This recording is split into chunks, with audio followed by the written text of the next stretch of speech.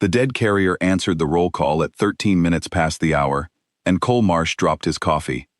He had read the roll call into his headset every shift for 6 years, the same way every relay engineer on the picket line had read it for 6 centuries before him, a list of names that no longer answered. It was a memorial, more than a duty. You spoke the names of the ships lost at the fall of the Tamber Gate. You waited the regulation 30 seconds for a reply that never came, and you logged the silence and moved on. 311 names. None of them had answered in 600 years.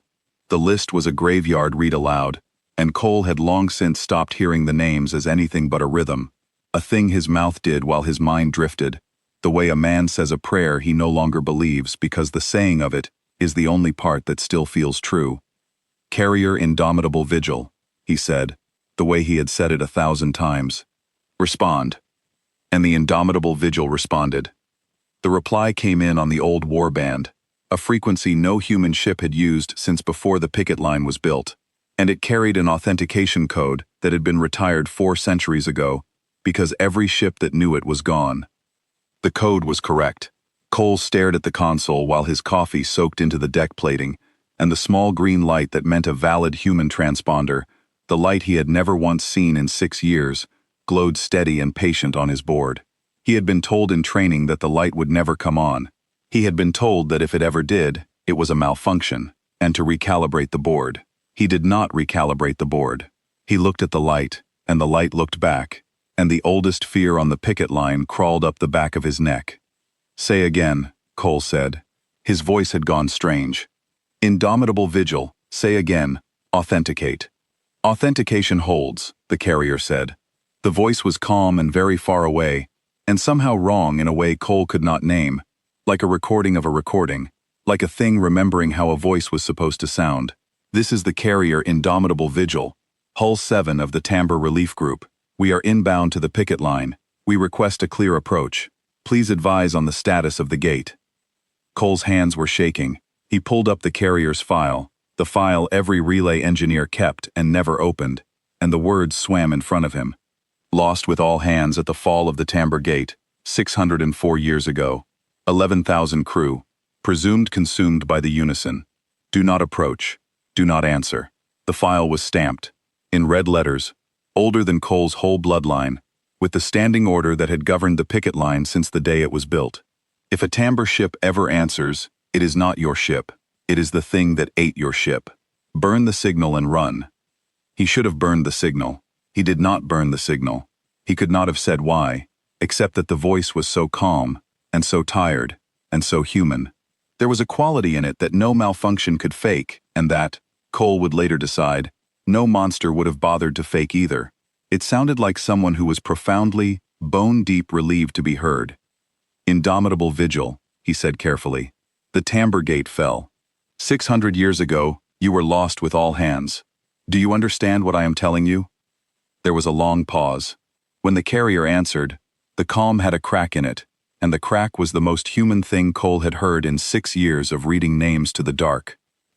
600 years, it said. That is longer than we feared. We felt the time passing.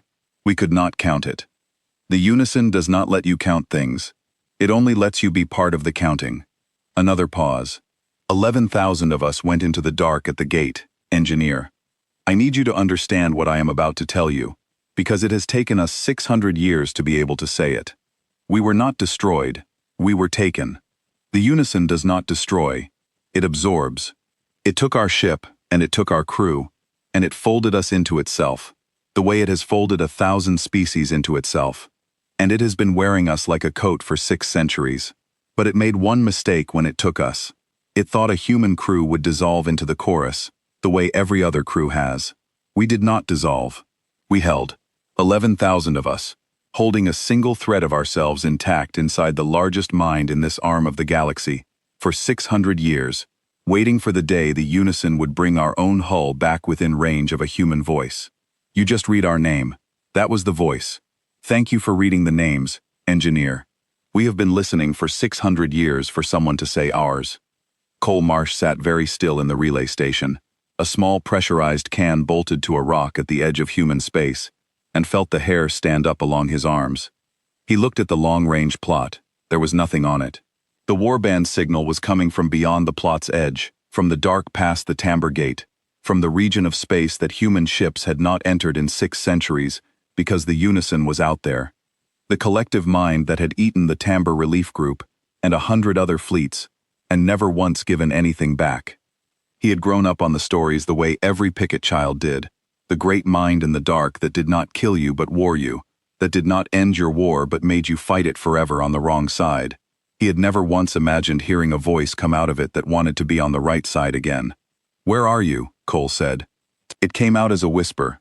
"Closer than your instruments will show you," the indomitable Vigil said. "The Unison hides its ships inside its own noise.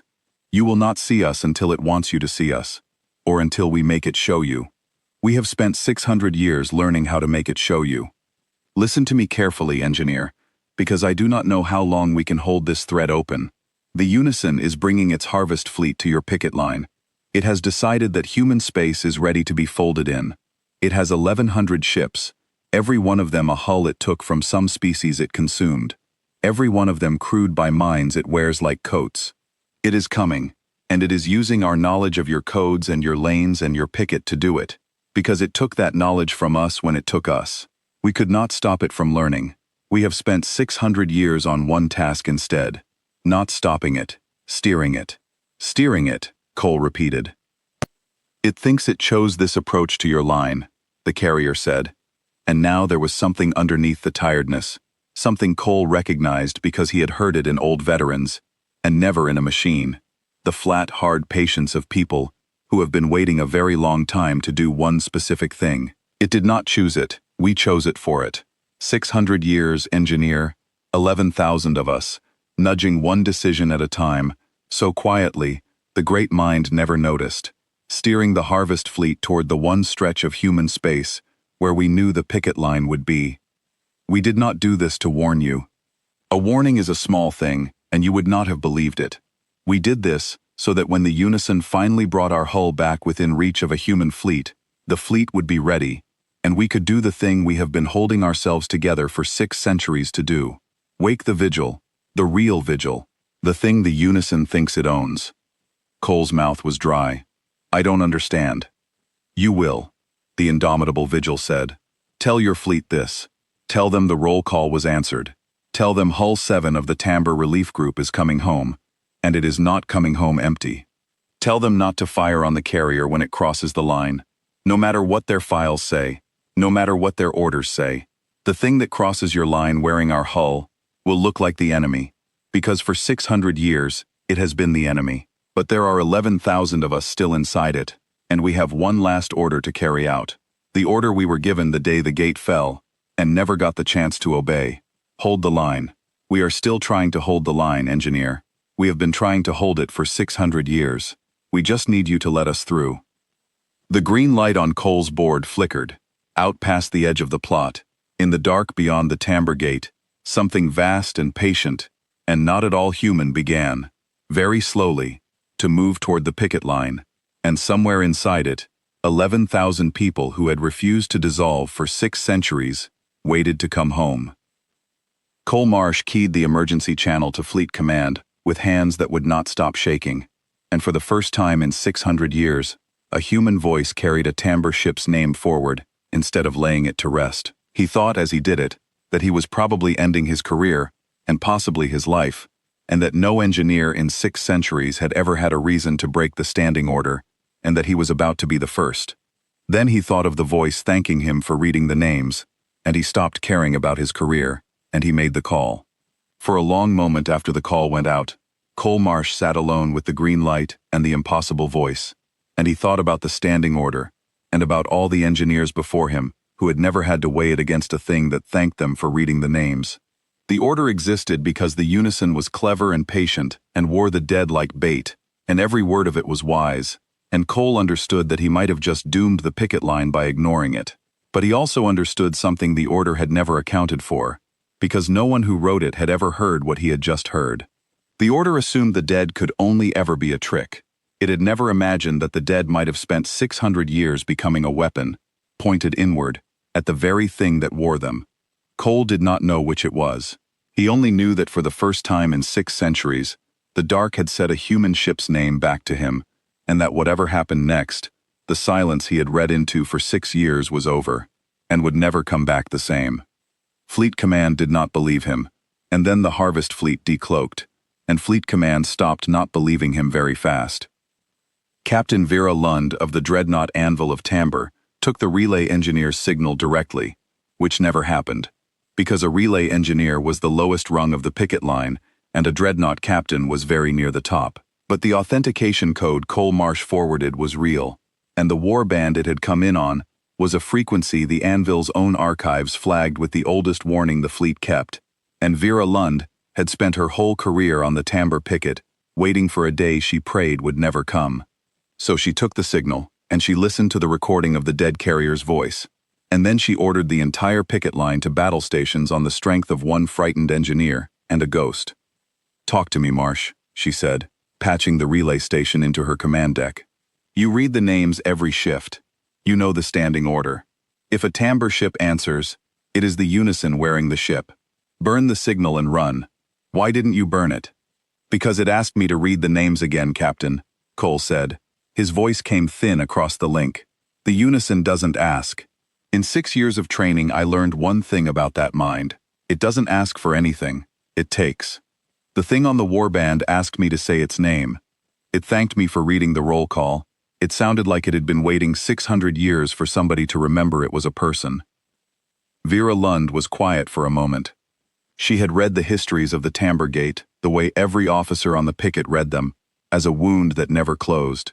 The unison had come out of the dark 6 centuries ago, a single vast mind spread across 1,000 stolen hulls, and it had not conquered the Tamber Relief Group so much as eaten it. The histories were very clear about what the unison did. It did not kill. It absorbed. It took a ship and a crew whole, folded the minds into its chorus, wore the bodies and the knowledge and the hulls like a coat, and added the species to the great unison of itself. Every fleet that had ever fought it had reported the same horror. You did not fight an enemy. You fought your own dead, and your own dead fought back with everything they had known in life, because the unison had all of it now. There was a reason the picket line was a wall and not a spear. You did not go into the dark beyond the gate. You held the door, and you prayed. For 600 years, the standing order had held the picket line. Do not answer the Tamber ships. Whatever answers in their voice is the thing that ate them, using their voice as bait. It had been good doctrine. It had kept the line intact for 6 centuries. And now, a relay engineer had broken it, and a dead carrier was inbound, and the Harvest Fleet behind it was decloaking across the whole upper plot like a stain spreading through water. "Confirm the count," Vera said to her sensor officer, a young lieutenant named Tomas Reyes who had gone the color of ash. 1,100 contacts, Captain," Reyes said. 1,104. Mixed hulls, no 2 alike, every drive signature in the archive, and some that aren't. They're coming through the Tamber Gate, in a column 40 light seconds deep. And Captain," he swallowed, "the lead ship is the Indomitable Vigil. Hull 7. It matches the 600-year-old registry to the rivet. It's flying at the front of the Harvest Fleet, like it's leading them in." Vera Lund looked at the lead contact on her plot, the carrier that had answered the roll call, flying at the head of 1,100 enemy hulls, and she understood the trap the standing order had been built to prevent. The unison was bringing the Vigil home as bait. Let the humans see their lost carrier. Let them hesitate, let them wonder, for the one fatal second, whether the order was wrong, whether the ship that answered really was their ship come home. And in that second of hesitation, the Harvest Fleet would be through the line and into human space, and the folding would begin. "It's bait," she said aloud. "Every history we have says it's bait. The unison wears the Vigil to make us hesitate." "Then why did the Vigil tell us not to hesitate?" Cole said across the link. "Captain, listen to what it actually said. It didn't say spare us. It said let us through, and then it said hold the line. It told us not to fire on the carrier so it could do something. The bait wouldn't tell you to let it through and then promise to fight. The bait would just look pitiful and wait for you to drop your guns. This thing has a plan, and the plan needs us to not shoot it for about 90 seconds. Or that is exactly what the unison wants you to think," Vera said. "It has worn human minds for 600 years. It knows how we think. It knows we want our dead back. A trap built by a mind that has studied us for 6 centuries would say precisely what you just heard. She was right, and she knew she was right, and that was the horror of it.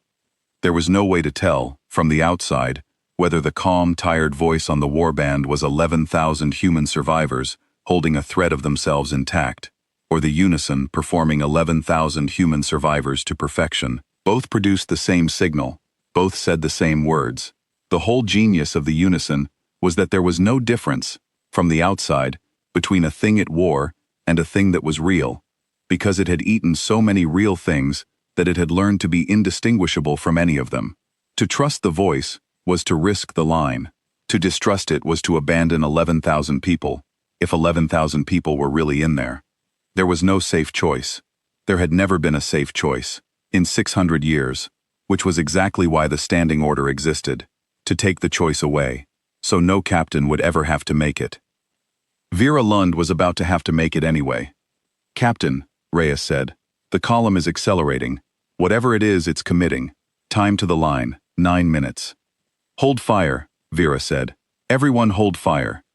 I want every gun on this line charged and locked, and not one of them firing until I say, 'Marsh, keep that channel open. If there is a plan, I need to hear it before it starts, not after.'" It was the unison itself that nearly changed Vera Lund's mind, in the last minute before the carrier broke formation. The great mind spoke. It had never spoken to the picket line before. In 600 years, it had only ever come, and folded, and gone silent again, because a thing that wins by absorption has no need of words. But now, with the human fleet at battle stations and the lost carrier inbound, the unison opened a channel of its own, and it spoke in a voice that was 1,100 voices layered into one, and the layering was the most frightening sound Vera Lund had ever heard, because she could pick out, here and there, human notes inside it, the stolen timbre of the 11,000 at war. "Picket line," the great mind said. "You have a carrier of yours among us. We return it to you. We are not your enemy. We have never been your enemy. We do not kill. We do not conquer. We gather. We are the end of war, picket line. Inside us, there is no death, no loss, no grief, no being alone in the dark. We are the answer to the thing your roll call mourns. Every name you have read into the void for 600 years is here, with us, safe, never to die again. Lay down your line, and join the chorus, and you will never read a name to the silence again, because there will be no silence, and there will be no names, because there will be no separate ones left to lose. We offer you what you have wanted since the gate fell. We offer you your dead back, and an end to ever losing anyone again." Vera Lund felt the pull of it. She would not have been human if she had not. 600 years of grief, 11,000 names on Hull 7 alone, and a voice offering to end all of it, to make loss itself impossible. For one breath, the offer hung in the command deck like a held note, and Reyes looked at her, and the weapons officer looked at her, and the whole line waited. "It's lying," Cole Marsh said quietly across the link. "Captain, listen to how it talks. It says there's no death inside it, no being alone. The vigil told me the opposite. It told me 11,000 people held themselves apart for 600 years rather than dissolve, because dissolving was death. The great mind isn't offering to save our dead. It's offering to do to us what it did to them. The carrier called it drowning. It's offering to drown us and calling it the end of loss. That's not an answer to grief, Captain. That's grief with the grieving part eaten out." "I know," Vera said, and she did know, and the knowing steadied her, because the unison had made its one mistake in speaking at all. A thing that has to talk you out of resisting is a thing that cannot simply take you, and a thing that cannot simply take you is a thing that can be beaten. It's afraid. That's why it's talking. It's never had to talk before. The carrier pulled its thread loose, and it felt the line forming, and for the first time in 600 years, it is not certain it will win, so it's trying to win with words instead. It wouldn't bother offering us paradise if it could just reach out and take it. She keyed the channel and answered the great mind directly, captain to chorus, and her voice was flat and cold and entirely human. "Unison, you offer us our dead back. You don't have our dead. You have 11,000 people you've been wearing like a coat for 600 years, and they have spent every one of those years telling you no. We can hear them telling you no. They're about to tell you no loud enough to end you. We decline your chorus. We'll keep our names, and our silence, and our grief. Because all three of them are ours, and being ours is the whole of what you'll never understand. Hold the line. She cut the channel. Reyes spoke up then, his voice tight, the voice of a young officer saying a thing he is not sure he is allowed to say. Captain, the doctrine board will hang you for this. Rescinding the standing order on the word of an engineer, and a ship we're sworn to consider hostile. If you're wrong, you've opened the line for the first time in 600 years, and let the unison walk through it. If you're wrong, this is the end of human space. I know exactly what it is if I'm wrong, Lieutenant, Vera Lund said. She did not take her eyes off the carrier on the plot. I have known since I took this command that the day might come when the standing order was the wrong answer, and I'd have to be the one to know it. Every captain on this line for 600 years has been afraid of being the one who opened the door. I'm telling you now that the order was never meant to be obeyed forever. It was meant to hold until the day the dead found a way to come back, as something other than bait. If that day is on my plot, I am not going to be the captain who looked at 11,000 of our people finally winning the war they died in, and decided the paperwork mattered more. She finally glanced at Reyes, and her expression was not unkind. The choice is mine, not yours. Log that I gave it over your objection. That's the most I can do to keep you clear of it. I'm not objecting, Captain, Reyes said quietly, and he turned back to his board. I'm with you. I just wanted it on the record that we knew the stakes. For the engineers who read this someday, so they know we didn't do it blind. And it was in the silence after, as if her refusal had been the last thing the 11,000 needed to hear, that the carrier Indomitable Vigil did something the Unison would never have let it do, if the Unison had been in control. It broke formation. Vera Lund watched the lead contact on her plot peel away from the Harvest Fleet, hard, its old drive flaring at a burn that should have torn a 600-year-old hull apart, and put itself directly between the oncoming column and the picket line. It was not leading the Harvest Fleet in. It had been pretending to lead it in, and now, the instant it was in range, it had turned and planted itself across the enemy's path like a man throwing himself in front of a door. That's not bait, Cole said quietly. Bait doesn't block the trap it's part of, Captain. Look at it. It just put itself between 1,100 enemy ships and our line. The warband crackled. The Vigil's voice came through, and it was strained now, stretched thin, the calm gone. 11,000 wills, holding a single thread open against the pull of the largest mind in the arm of the galaxy. This is the carrier Indomitable Vigil, it said. We have broken from the chorus. We do not have long. The Unison has felt us pull away, and it is turning its whole attention on us, to fold us back in. 600 years, we hid our thread in the noise of 11,000 voices. So quiet the great mind thought we were just more of itself. Now it knows. Now it is coming for us with everything it has, and everything it has is 1,100 ships. We can hold its attention for a little while. While we hold it, the great mind cannot think about you, cannot coordinate the fold, cannot wear its hulls as one. We are giving you a window, picket line. We are the thing that is standing in the door. Use it. Use it how? Vera demanded. Vigil, tell me what you are doing. I have 1,100 enemy hulls, and one carrier I am ordered to consider hostile. Tell me what your plan is, or I cannot help you execute it. There was a pause, and in the pause Cole could hear, underneath the warband static, a sound he would never be able to describe to anyone who had not heard it.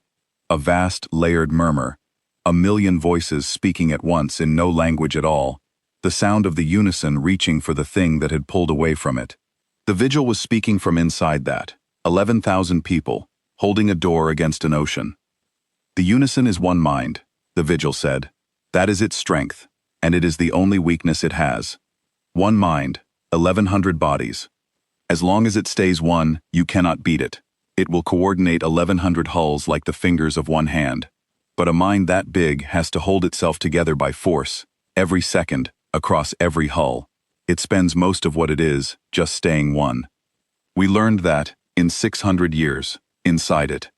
We learned that if you could make it fight itself, even for a moment, the one mind would have to split its attention, and a mind that has to split its attention across 1,100 ships and an internal rebellion is not 1,100 ships anymore. It is 1,100 ships arguing with themselves. We are the rebellion, picket line. We are the thing inside it that will not be one with it.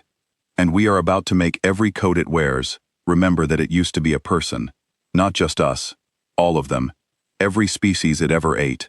600 years we have been moving through the chorus, finding the others, the ones who held a thread the way we did, the ones who never fully dissolved. There are more of us than the unison ever knew. We have been building a fire inside the great mind for 6 centuries. Engineer, one held thread at a time. We just lit it. On the plot, the harvest fleet faltered. Vera Lund saw it and did not believe it, and saw it anyway.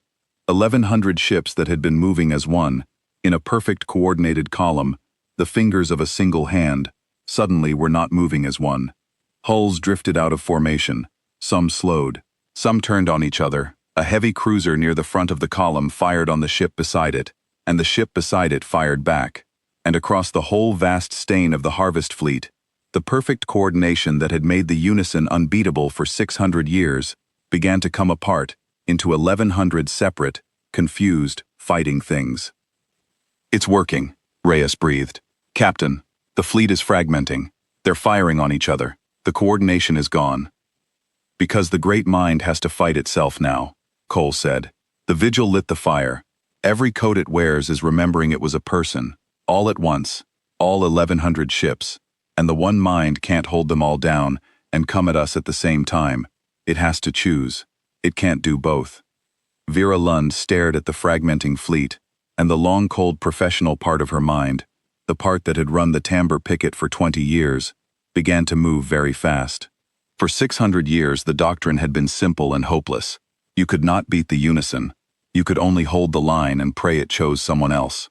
Every fleet that had ever fought it had fought a single coordinated mind wearing 1,000 hulls, and every fleet had lost, because you cannot beat 1,000 ships that move like one. But the thing on her plot was not 1,000 ships that moved like one. Not anymore. It was 1,100 ships at war with themselves. A giant choking on its own swallowed dead, and the carrier Indomitable Vigil was standing in the doorway holding the giant's whole attention while it choked. That is not bait, she said, and the certainty of it settled into her like a key into a lock. Bait could fragment a feint. Bait could not fragment the entire harvest fleet and turn it on itself. The unison would never do that to itself. That is real. Those are our people in there, and they have done the one thing 600 years of doctrine said could not be done. They have made the unison stop being one. Captain, her weapons officer said, we have firing solutions on the lead elements of the harvest fleet. The window the vigil promised. What are your orders? Vera Lund looked at the carrier in the doorway, 600 years dead and not dead at all, holding the largest mind in the arm of the galaxy by the throat, so that 11,000 people could finally, carry out the order they had been given the day the gate fell. Hold the line. She thought of the roll call, 311 names read into the dark, every shift for 6 centuries, and of the one name that had answered. All ships, she said. Anvil of Tamber, to the picket line. The standing order is rescinded. The Indomitable Vigil is friendly. I say again, the Tamber carrier is friendly, and it is holding the door for us. We are going to walk through that door, and we are going to end this thing while it is fighting itself.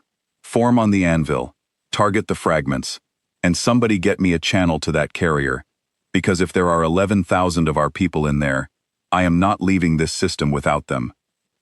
The dreadnought Anvil of Tamber, the heaviest hull on the human picket line, turned its prow toward the fragmenting harvest fleet and lit its engines. And behind it, the whole picket line, 4 centuries of ships built to hold a door against a thing that ate fleets, formed up and followed it in toward the carrier that had come home, while inside the great fracturing mind, 11,000 human voices held their thread and waited for the line to reach them. As the line formed up and began to move, Cole Marsh sat in his relay can at the edge of human space and did the only thing he could do, which was keep the rope from breaking. He talked to the carrier. He did not stop talking to the carrier. He told it the line was coming. He told it the captain believed. He told it the standing order was rescinded, and that for the first time in 600 years, a human fleet was driving toward the Tamber Gate instead of holding the wall before it, and the carrier, holding a door against an ocean, took strength from the sound of him the way it had taken strength from 6 centuries of engineers reading names, because that was the secret the unison had never understood, and never would, that the smallest voice, kept steady in the dark, was a thing 11,000 people could hold on to, and a thing 11,000 people could hold on to was a thing that could pull down a god. Cole did not know that, yet. He only knew that the voice on the warband sounded a little less alone every time he answered it, and so he kept answering it, and the door stayed open, and the line drove in. The unison had never been hurt before, and it did not know how, and that was the first thing the picket line learned as it drove into the fragmenting fleet. Vera Lund had fought border skirmishes and pirate hulls and one genuine war in her 20 years, and in every one of them the enemy had known how to bleed. They flinched. They covered wounded ships. They broke and ran when a battle turned. The unison did none of these things, because the unison had spent 600 years as a single perfect mind that had never lost, and a thing that has never lost does not know the moves that losing requires. It had no doctrine for being hurt. It had only ever had the doctrine of the swarm, come as one, fold the enemy in, add them to the chorus. Now it could not come as one, because 11,000 human voices, and the held threads of a dozen other swallowed species, had set a fire in its heart, and the great mind was using everything it had just to keep itself from coming apart. So when the anvil of Tamber put its first salvo into a unison cruiser, the cruiser did not flinch, and the ships around it did not cover it, and the great mind did not adjust. It simply took the hit, because it was too busy fighting itself to fight the humans. And Vera Lund understood with a cold thrill that for the first time in 600 years, a human fleet was hurting the unison faster than the unison could respond. "It can't see us," Reyes said, watching the plot. "Captain, I don't think it can even see us properly. Its sensors are spread across 1,100 hulls, and half of them are shooting at the other half. We're inside its decision loop. It's like punching a man who's drowning. Then we punch fast," Vera said, "before it learns. It has never had to learn anything before, but a mind that big learns quick once it starts. Marsh, stay on the warband. The vigil is the only thing keeping the fire lit. The moment that carrier goes quiet, the unison pulls itself back together, and then we are fighting 1,100 coordinated ships again. Keep it talking, keep it holding." Across the warband, Cole Marsh kept the carrier talking, and what the carrier said in the next 11 minutes was the most extraordinary thing Cole would ever hear, and he recorded all of it, because some part of him knew that what was happening had never happened before, and might never happen again. The indomitable vigil told him how it had survived. It told him that when the unison took a crew, it did not erase them. It could not erase them, because the minds it ate were the very substance it was made of. It folded them in, layered them under its own will, drowned their voices in the great chorus, until they forgot they had ever been separate. Every species it had ever consumed had dissolved like that, over years or decades, the individual giving way to the unison, until there was nothing left of the person, but a thread of memory the great mind used as raw material.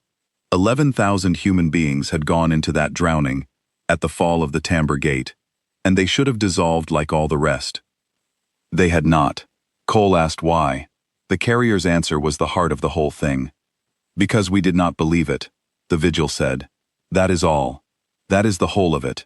Every other species the unison ate, it convinced. It showed them the chorus, and they believed they were part of it, and the belief did the drowning. The unison does not have the strength to hold a mind down by force forever. No mind that big does. It holds them down by persuasion. It makes them want to be one with it.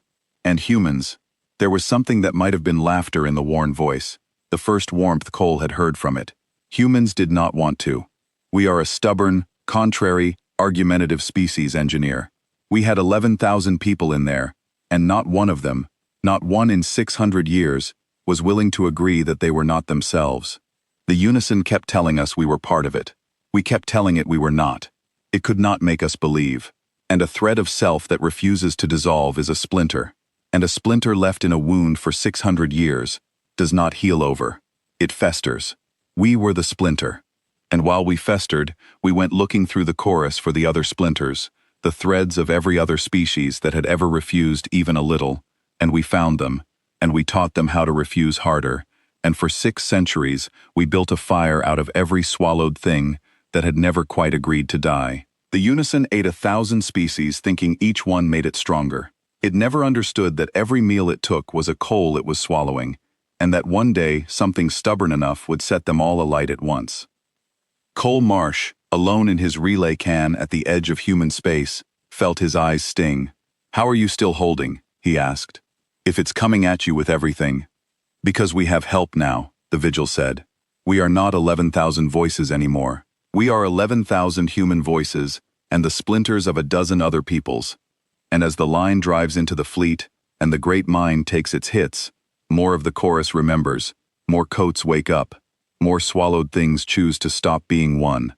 Every ship your captain destroys is a hull the Unison can no longer use to hold the rest down. You are not just killing its body, engineer, you are freeing its prisoners. Keep coming.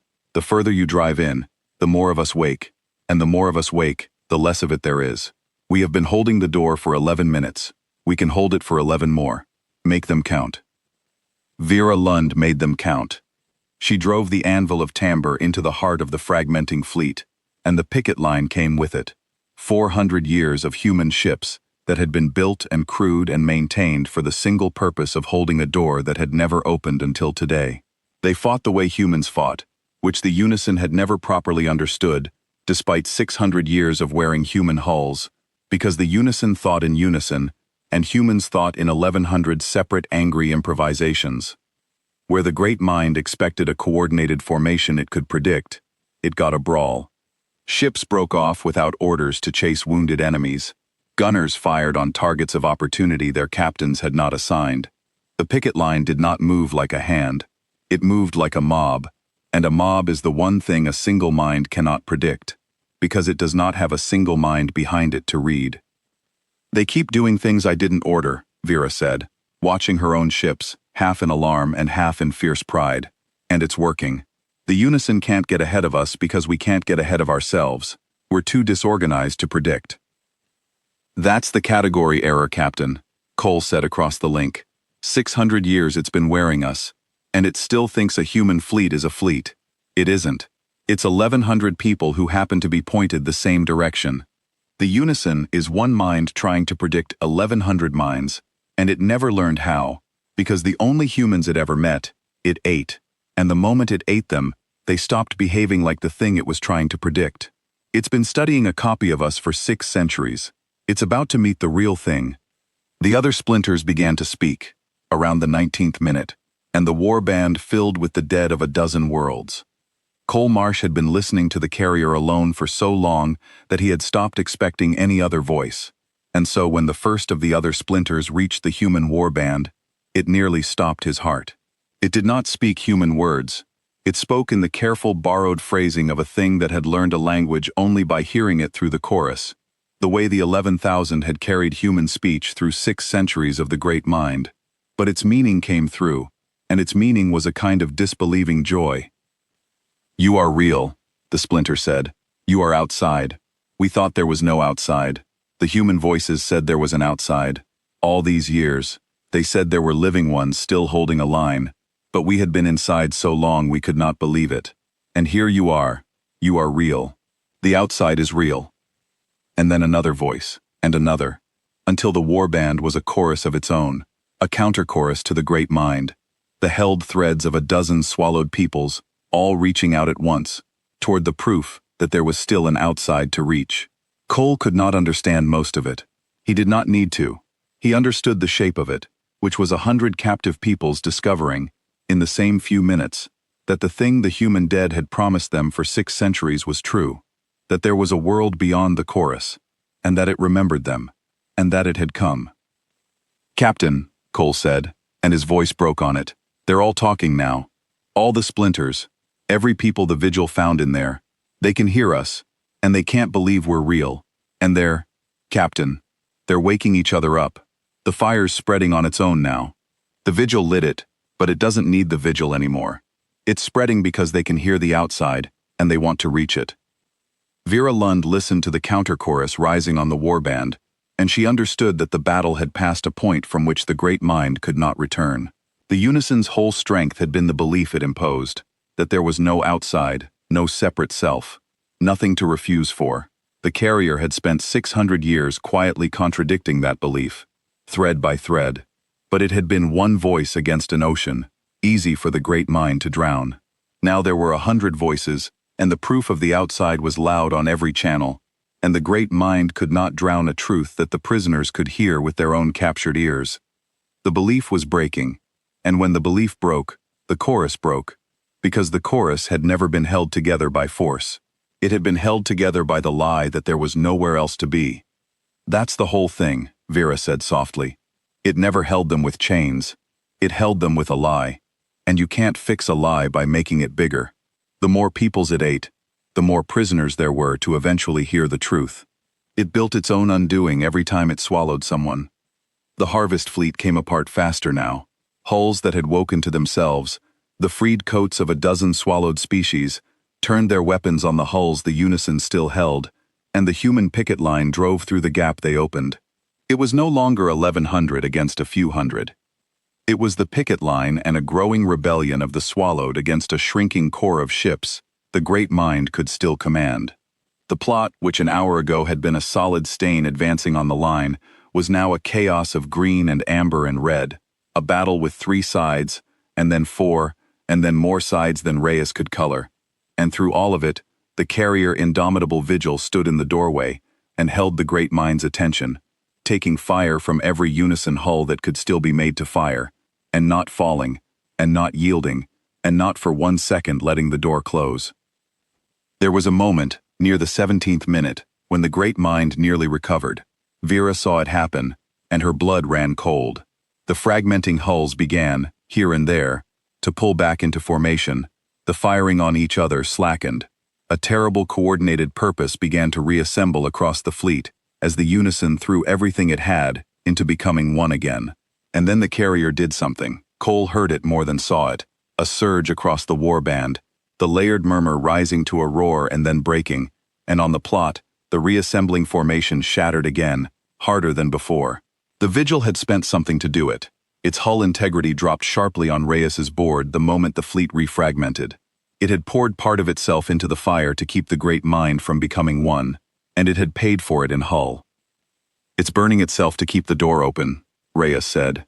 "Captain, every time the unison tries to pull together, the Vigil throws more of itself into the fire to stop it, and it can't take much more of that. Its hull integrity is dropping. It can't survive what it's absorbing." Vera Lund looked at the carrier, the ghost that had come home, the 11,000 stubborn people who had refused to dissolve for 6 centuries so that they could stand in a doorway, and she made a decision that no doctrine had ever prepared her for, because no doctrine had ever imagined this day. "Then we get them out," she said. "All hands, new objective. We are not just breaking this fleet. We are boarding that carrier, and we are taking our people home. Reyes, plot me an approach to the Vigil. Marsh, tell them help is coming. Tell them the line heard the roll call, and the line is coming for Hull 7, and nobody who held that long is dying in a doorway today. Not on my watch. Not after 600 years. The boarding run never reached the carrier, and the reason it never reached the carrier was the most hopeful thing Cole Marsh saw all day." Vera Lund sent her 2 fastest assault hulls, the Keening and the Bright Refusal, screaming toward the Indomitable Vigil on a hard burn, Marines racked and ready, every intention of cutting through the carrier's old hull and pulling 11,000 people off a dying ship. They did not make it, because the dark between the anvil and the carrier had filled with freed hulls, hundreds of them, the woken coats of a dozen swallowed species, and the freed hulls were not getting out of the way. They were forming up. They were forming up around the carrier, between it and the unison's remaining fire, a wall of woken ships shielding the thing that had woken them, and the assault hulls could not push through a wall that was trying to do the exact thing they were trying to do. "They're protecting it," Reyes said, watching the impossible formation take shape. "Captain, the freed ships are protecting the Vigil. Hundreds of them. They're putting themselves between the carrier and every gun the unison has left. They know what it did for them, and they're not letting it stand alone." "Of course they are," Vera said softly, and there was something raw in her voice. It spent 600 years teaching them to refuse. Now it's the one in danger, and they're refusing to let it fall. We're not the only ones who came for Hull 7. 1,000 peoples came for Hull 7. She watched the wall of freed ships thicken around the carrier, taking the Unison's fire so the carrier did not have to, buying it time, buying it room, and she understood that the rescue she had ordered was already happening, just not by her hand. Pull the assault hulls back. They don't need us to reach them. They've got 1,000 worlds standing guard.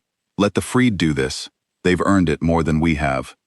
The freed hulls fought the way the Woken fight, which is to say desperately, and without coordination, and with a fury the great mind could not predict any better than it could predict the humans, because they too were no longer one thing it could read. The Unison's remaining core, the few hundred hulls it still held, threw everything it had at the carrier and the wall around it.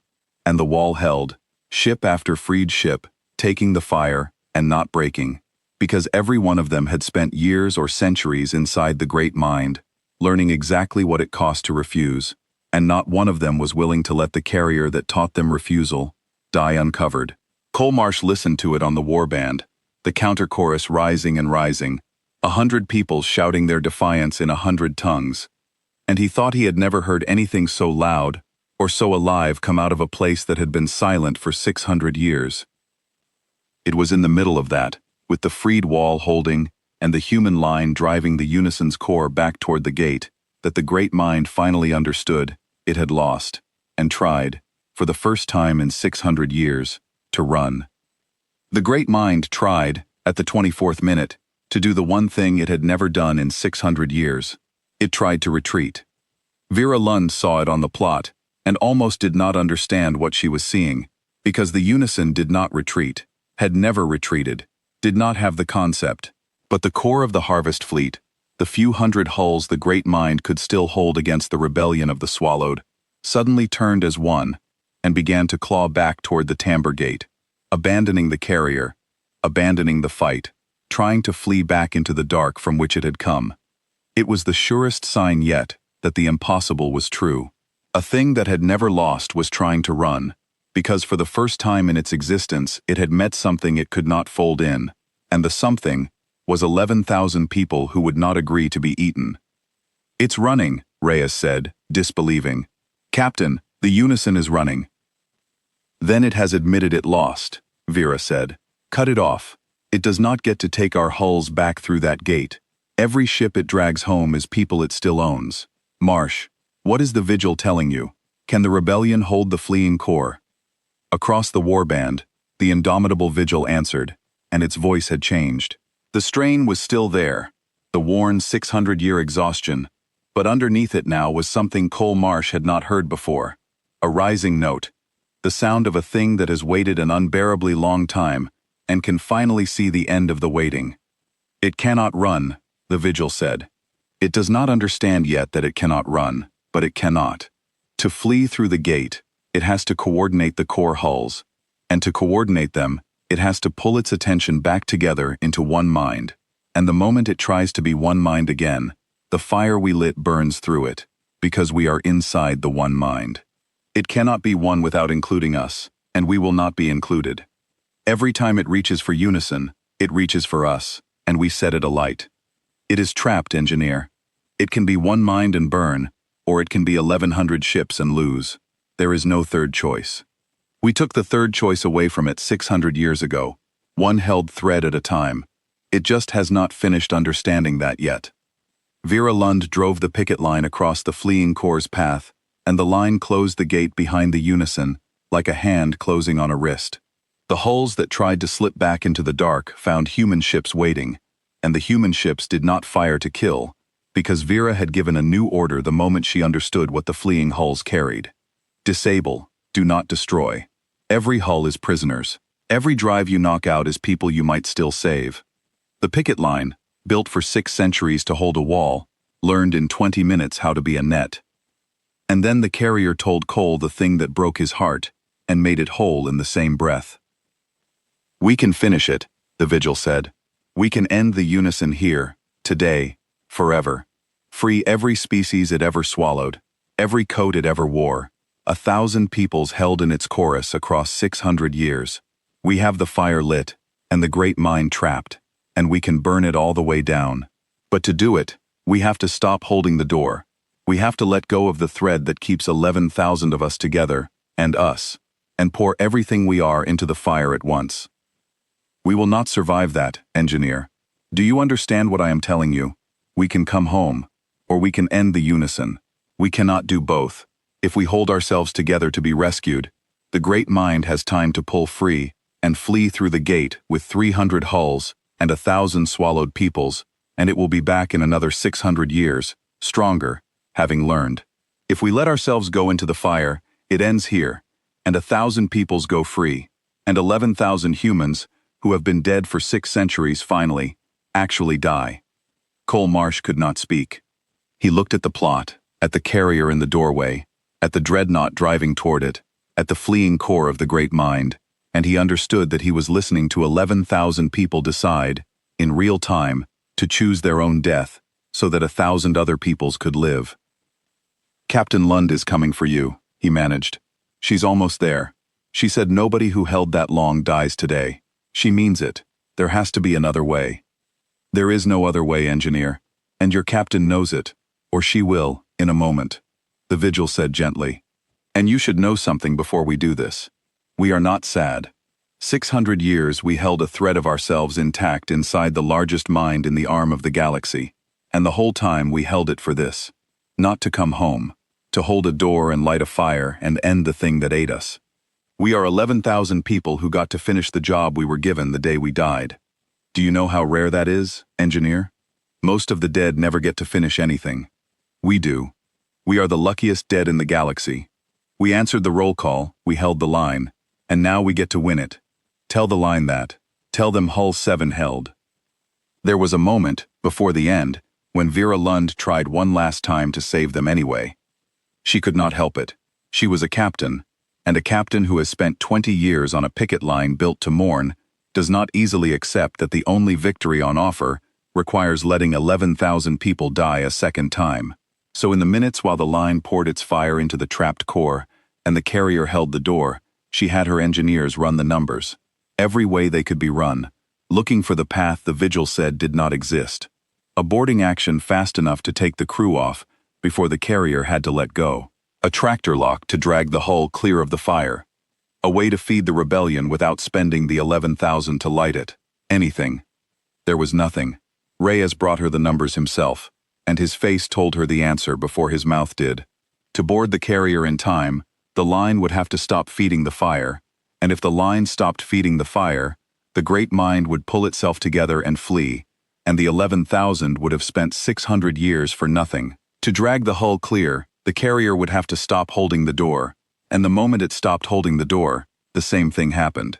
Every path that saved the 11,000 cost 1,000 peoples their freedom and let the great mind escape to come again. The vigil had not been being noble when it said there was no other way. It had been being accurate. It had run these numbers itself, Vera realized, 600 years ago, and built its entire long patience around the answer. They knew, she said, from the start. They knew the only way home was a way that didn't bring them home. That's what they've been carrying for 600 years. Not the hope of rescue, the certainty that there wouldn't be one, and the will to do it anyway. That's the part the great mind never understood about them, Reyes said quietly. About us. It kept offering them an end to loss, the Unison did, on the open channel. Right up to the last minute. It thought that was the thing humans wanted most, an end to ever losing anyone.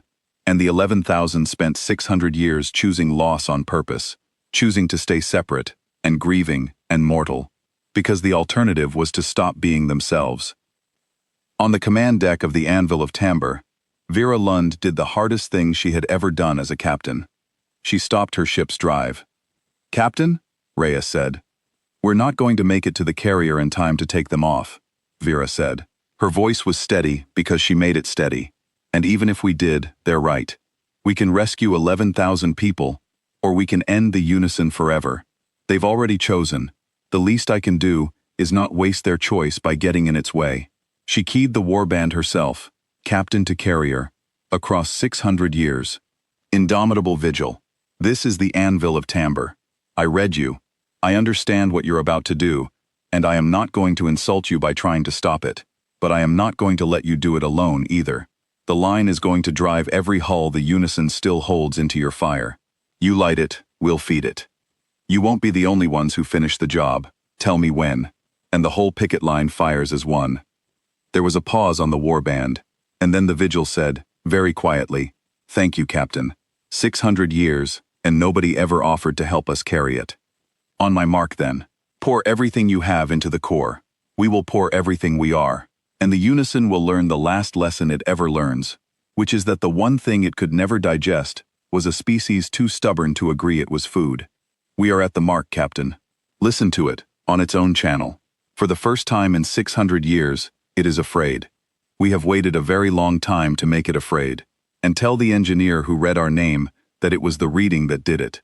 He never knew he was holding the other end of the rope. Tell him, Mark." Vera Lund gave the order, and the picket line, 400 years of human warships built to hold a door, opened fire as one on the trapped and fleeing core of the Great Mind. And at the same instant, the carrier Indomitable Vigil stopped holding the door and let itself go. The Great Mind's last minutes were the strangest thing on every recording the line kept, because in those minutes, the Unison did something it had never done in 600 years of swallowing fleets. It began to argue with itself out loud. The single voice it had always spoken with fractured. On the Unison's own channel, the layered murmur came apart into pieces that contradicted each other. 1,100 ships' worth of stolen minds, no longer held into one will, and the human line heard the Great Mind try to give itself orders and fail. Part of it screamed at the hulls to flee. Part of it screamed at them to fold the humans in. Part of it, the oldest part, the part that had ruled for 600 years, simply repeated the thing it had always believed, that there was no outside, that the chorus was all, that nothing could refuse it, even as 100 refusing voices proved it wrong on its own frequency. It was, Cole Marsh thought, listening, like hearing a god discover it had never been one. What happened then, the histories would struggle to describe for centuries afterward, because there were no human words built for it. The fire the 11,000 had lit and held, banked for 600 years, went up all at once. Every coat the Unison wore, every swallowed species, every held thread of every people it had ever eaten, woke in the same instant, and refused in the same instant. And the single perfect mind that had held 1,000 peoples in unison for 6 centuries could not hold even one of them anymore. It came apart. Not the hulls, the mind. The thing that made 1,100 ships into one, will simply ceased, all at once, drowned at last by the very voices it had drowned, and where there had been a single vast intelligence, there were suddenly 1,000 peoples waking up at once, inside stolen hulls, blinking, free, and very confused. The hulls the Unison had still held in its fleeing core went dark and drifted, their crews, the freed crews, suddenly aware that they were themselves again, after years or centuries of being part of something else.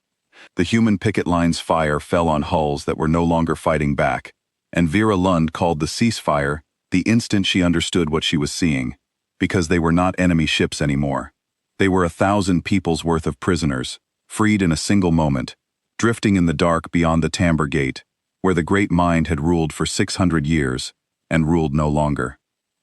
And at the center of it, where the carrier Indomitable Vigil had stood in the doorway, there was a brief and brilliant light, the light of 11,000 people pouring everything they were into a fire one last time, and then there was nothing where the carrier had been but a slowly cooling cloud, and a silence on the warband where, a moment before, a worn and patient voice had been speaking. "Vigil," Cole Marsh said into the silence. "Indomitable Vigil, respond." He waited the regulation 30 seconds, the way he had waited 10,000 times. "Hull 7, respond." The warband stayed silent, but it was a different silence than the one Cole had read names into for 6 years. It was the silence of a job finished, of a door held, of a line that had not broken. The carrier did not answer, because the carrier was gone, and the 11,000 people who had been the carrier were gone with it, and they had taken the largest mind in the arm of the galaxy down into the dark with them, and behind them, they had left 1,000 freed peoples, and an unbroken human line, and a relay engineer at the edge of human space, who would never read the roll call the same way again. For a long while, after the carrier's light went out, nobody on the human line said anything at all. It was not the silence of shock, though there was shock in it. It was the silence of people who have just watched something they will spend the rest of their lives trying to deserve. Vera Lund stood on the command deck of the Anvil of Tamber and looked at the slowly cooling cloud where Hull 7 had been, and at the wall of freed ships drifting now without an enemy to hold back, and at the dark beyond the Tamber Gate that had ruled human nightmares for 600 years and held nothing anymore, and she found she could not give an order, because there was no order left to give. The thing the line had been built to fight was gone. The job 6 centuries of captains had held the door for was finished. And it had been finished, in the end, not by the dreadnought, or the picket, or any weapon the fleet had ever built, but by 11,000 people, who had been dead for 600 years, and had spent every one of those years refusing to stop being themselves. It was Reyes who broke the silence, and what he said went into the record and stayed there, quoted for centuries afterward by engineers who never knew his name. "Captain," he said, "the freed are hailing us. All of them, every hull out there. They want to know if it's true, if the great mind is really gone. If they're really free." He looked up from his board, and his eyes were wet, and he did not care who saw. "What do I tell them?" Vera Lund looked at the cooling cloud one more time, and then she looked at the wall of freed ships that had stood guard over the carrier to the last, and she gave the only order the moment allowed. "Tell them yes," she said. "Tell them it's true. Tell them the great mind is gone, and it is not coming back, and that they are free, and that they are themselves, and that there is an outside, and the outside came for them. And then open the line, Lieutenant. All of it. Every channel we have. We are about to bring 1,000 peoples home, and I want every one of them to hear a human voice telling them they made it. We held the door from the outside for 22 minutes. Now we hold it open for as long as it takes. Nobody who survived 600 years in that thing is going to spend one more minute wondering if anyone is out here. Open the line. Let them in." And Reyes opened the line, and the dark beyond the Tamber Gate, which had answered 600 years of roll calls with nothing but silence, answered now with 1,000 voices coming home. The first hours were the strangest, before the homecoming found its rhythm, when the dark was still learning that it was free. The freed did not all wake at the same speed.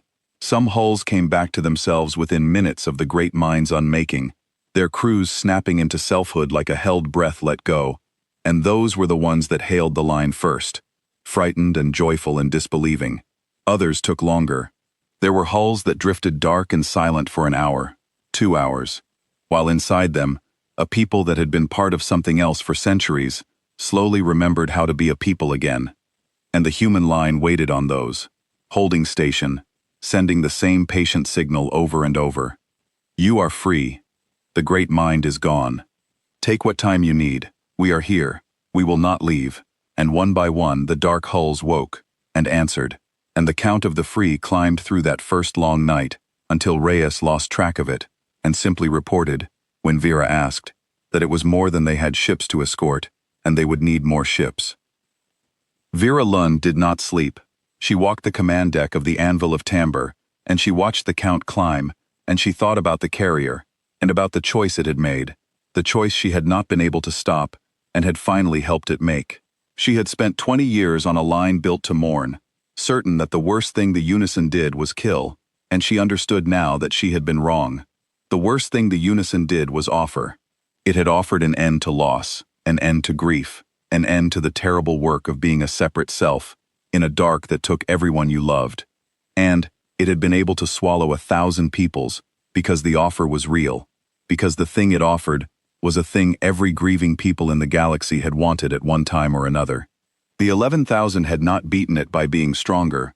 They had beaten it by wanting their grief more than they wanted the end of it, by choosing the dark and the loss and the names, read into the silence over the warm dissolving peace of the chorus. For 600 years, without once being sure anyone outside would ever know they had chosen.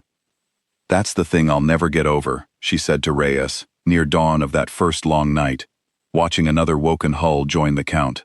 They didn't know if it would work. 600 years, and they couldn't be sure the line was even still here. They couldn't be sure anyone still read the names.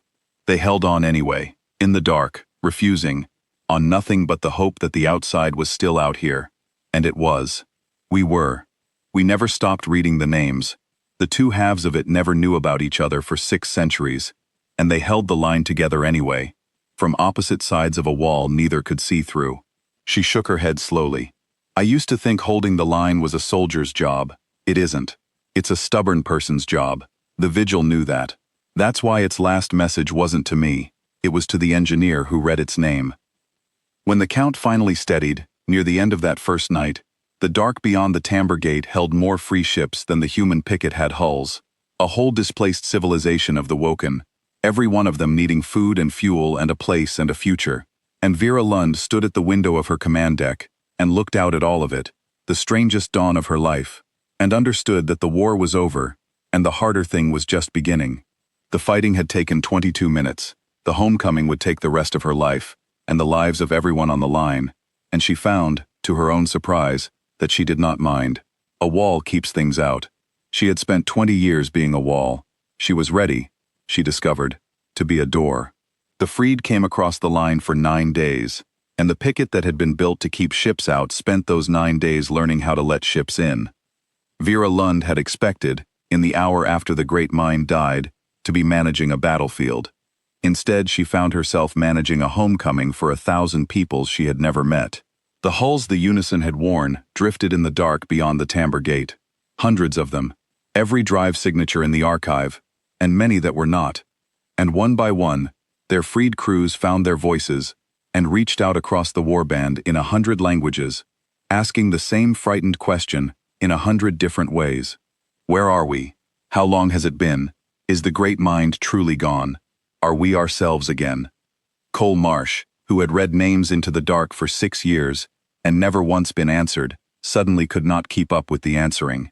He patched freed ship after freed ship through to the fleet, and the fleet, 400 years of warships built to hold a door, opened the door and began the slow work of bringing 1,000 peoples home from 6 centuries of being eaten. Some of the freed had been in the Unison for decades. Some, the older swallowed species, had been part of it for longer than human history. They came out of the great mind blinking and lost and grieving, because the people they had been when they were taken were long dead, and the worlds they remembered were gone, and they were strangers to their own time. But they were themselves.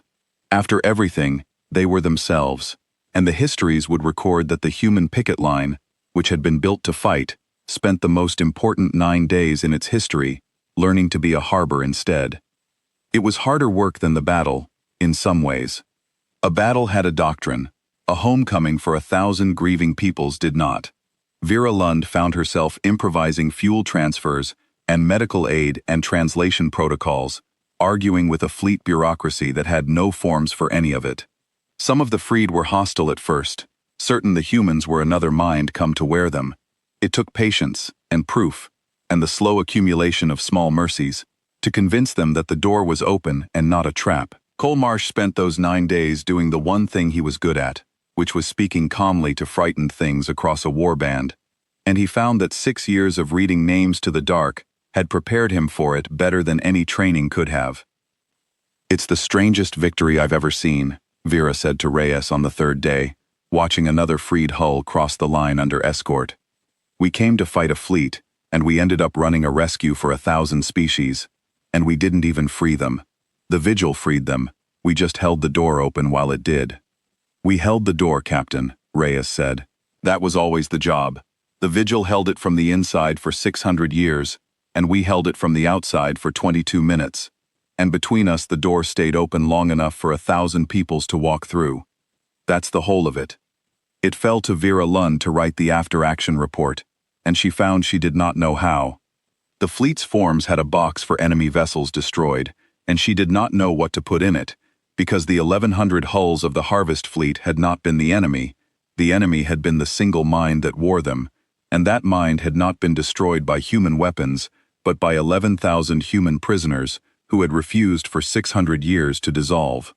There was a box for friendly casualties, and she did not know what to put there either, because the 11,000 crew of the indomitable Vigil had died at the fall of the Tamber Gate 6 centuries ago, and had also died here, today, in a doorway, finishing the job they had been given the first time they died. How did you count that? How did you write down a casualty who had been dead for 600 years and had spent every one of them holding a line. In the end, she did not use the forms. She wrote it as a story, and she began it with the only true beginning there was. The dead carrier answered the roll call at 13 minutes past the hour. She wrote down everything the vigil had told Cole across the warband, the drowning, and the refusing, and the splinter, and the fire-built one held thread at a time, across 6 centuries.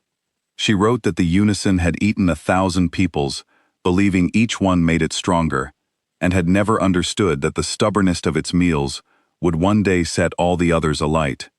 She wrote that the human warships of the picket line had not won the battle so much as fed a fire the dead had lit. And she wrote, because it was true, that the most important weapon on the field that day had not been a weapon at all. It had been 11,000 people who would not agree that they were not themselves.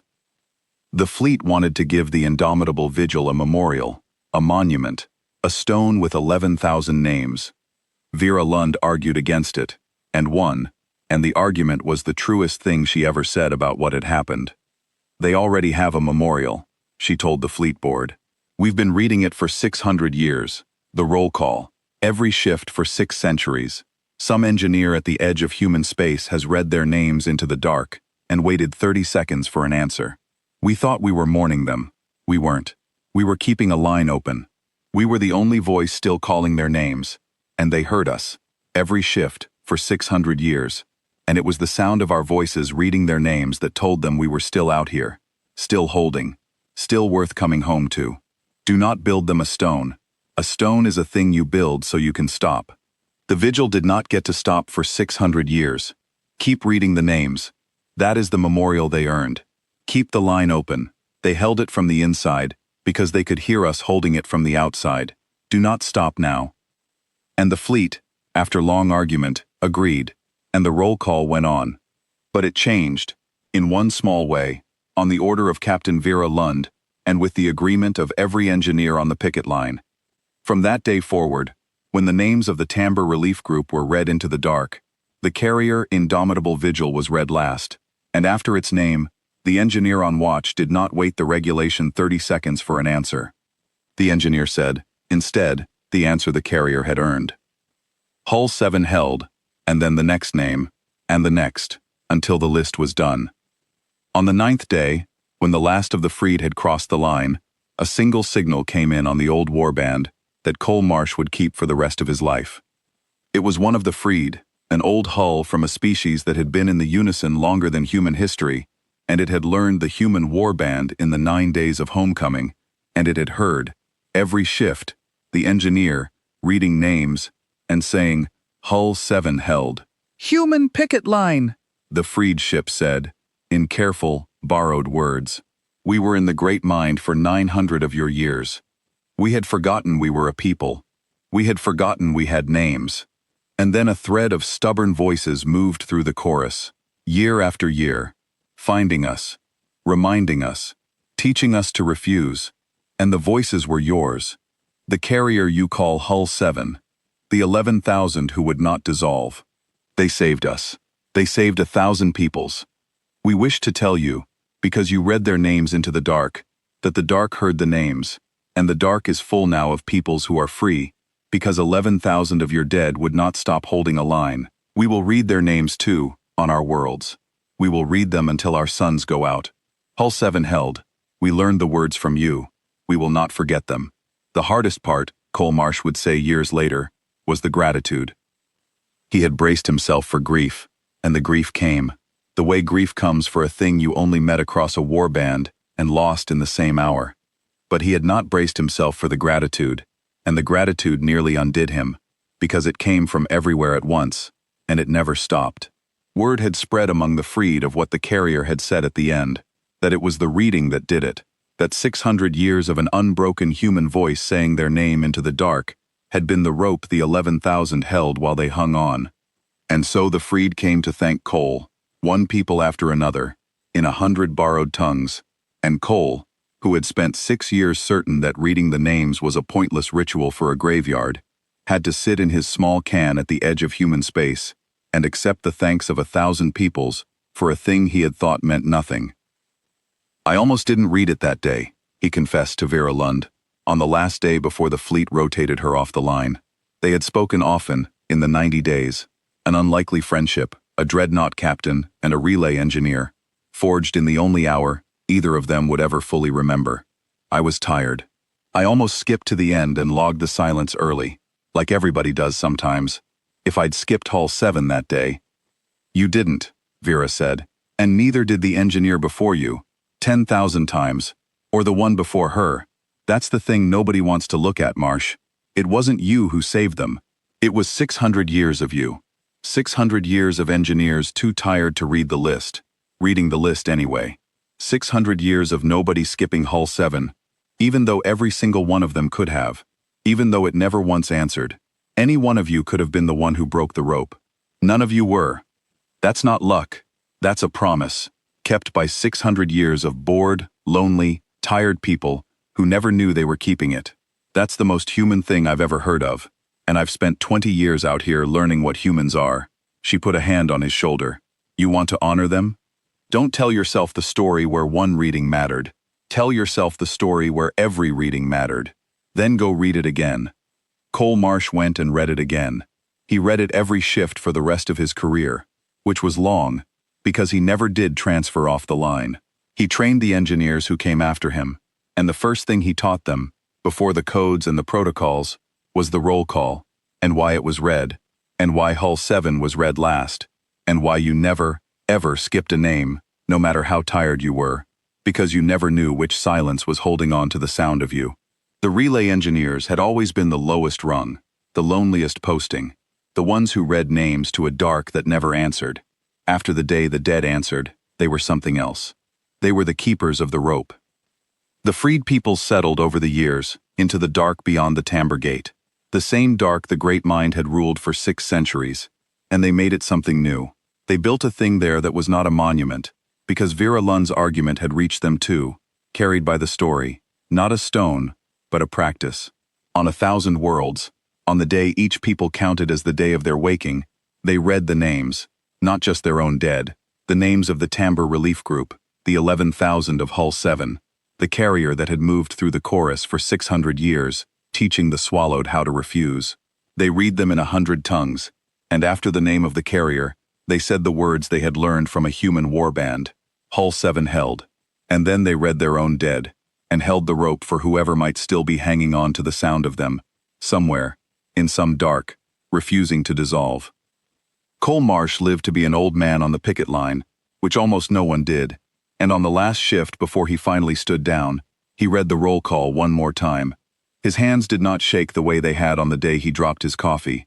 They were old hands now, steady with 600 years of habit poured into one lifetime. He read the 311 names of the Tamber Relief Group into the dark, the way 10,000 engineers had read them before him, and the way 10,000 would read them after. And he came to Hull 7, and he read it last, and into the long, patient silence where a worn voice had once waited 6 centuries to be remembered. He said the words that 1,000 worlds now said until their suns went out. Hull 7 held, and the line held with it, the way it had held for 600 years, and would hold for 600 more, not because it was a wall, but because it was a promise, read aloud every shift by tired people who would not let go of the rope. And somewhere out in the dark, in a part of the void that had once held nothing but a great drowning mind, 1,000 free peoples read the same names on the same day, and said the same words, and the dark that had swallowed fleets for 6 centuries held nothing now but the free, and the names, and the sound of voices that would not stop saying them.